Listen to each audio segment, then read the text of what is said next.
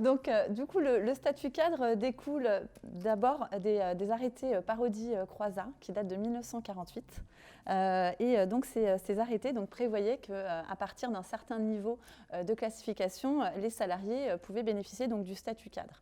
Donc, historiquement, le statut cadre, c'est des avantages liés à la retraite complémentaire, mais également à la prévoyance.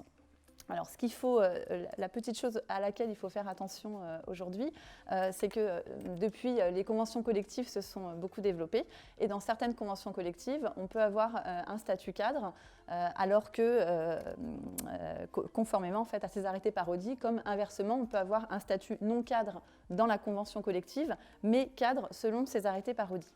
Alors, en début d'année 2019, il y a eu une profonde réforme du régime de retraite qui a globalisé les cotisations de retraite complémentaires des cadres et des non-cadres, qui a voulu harmoniser entre cadres et non-cadres ces cotisations de retraite.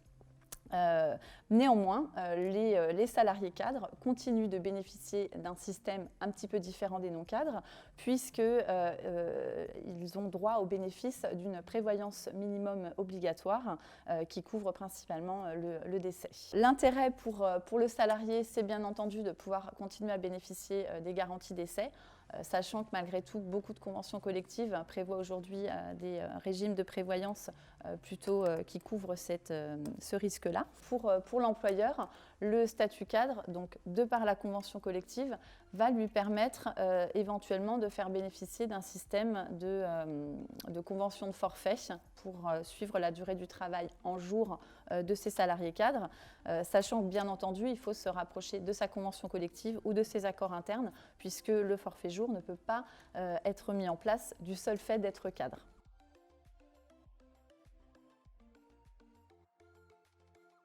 Pour pouvoir bénéficier d'une convention de forfait, il faut impérativement avoir soit une convention collective qui prévoit un accord et répondre à ces différents critères, soit mettre en place un accord d'entreprise, mais il faudra répondre à certaines obligations, comme par exemple ne pas dépasser 218 jours par an, y compris la journée de solidarité, prévoir un entretien individuel avec le salarié une fois par an pour pouvoir valider avec lui si la charge de travail est cohérente et par rapport à sa durée du travail en forfait jour, et bien valider son droit à la déconnexion.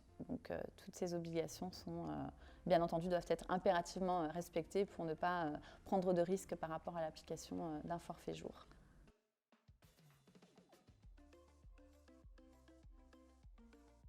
Depuis le 1er janvier 2019, si on se place du côté du salarié, en termes de cotisation de retraite, il n'y a plus aucune différence entre un salarié cadre et un salarié non cadre.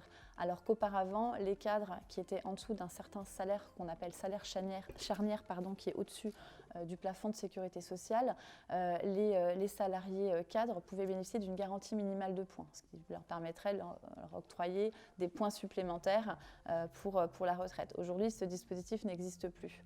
Donc il n'y a plus vraiment d'intérêt en parlant de retraite à proprement parler pour un salarié de bénéficier du statut de cadre.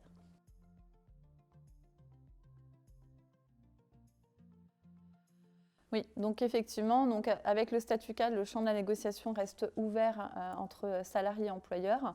Ce qu'il faut préalablement, c'est bien étudier la fiche de poste du salarié, bien valider avec lui du coup ses attentes par rapport à ce statut, et voir aussi du côté employeur quels sont les avantages dont peut en tirer l'employeur, notamment par rapport à la mise en place du forfait jour, comme on l'a vu tout à l'heure.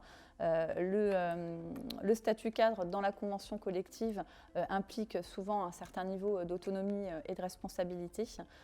Donc il faut que ce soit aussi en cohérence avec le poste occupé par le salarié. En tout cas, n'hésitez pas à faire appel à un juriste en droit social. Voilà, si vous avez besoin d'informations sur ce sujet qui est vaste et complexe.